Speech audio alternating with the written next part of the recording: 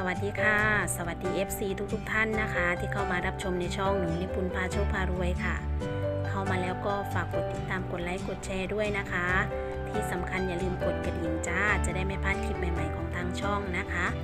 คลิปนี้นะคะแอดก็ได้จุดธูปขอโชคขอลาบนะคะจากลูกกอกแมวหรือว่าลูกแมวนะคะในแนวทางหวยลาวพัฒนาของวันที่ 19 เดือน 11 2564 มาแบ่งปันจ้าให้เพื่อเป็นแนวทางเท่านั้นนะคะเป็นความเชื่อส่วนบุคคลค่ะ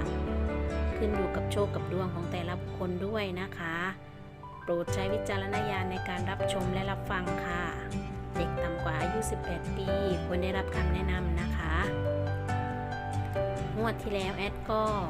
ขอโชคลาภจากลูกกอกแมวนะคะก็จุดได้582นะคะถ้าใครตัดเล่น2ตัวเนาะก็คงจะได้25นะคะเพื่อนๆจากงวดที่แล้วเนาะใครที่ยังไม่รับชมก็ไปให้กำลังใจย้อนหลังได้นะคะผิดพลาดประการใดก็ต้องกราบขอโทษขออภัยไว้ณที่นี้ด้วยนะคะเพื่อนๆจ๋า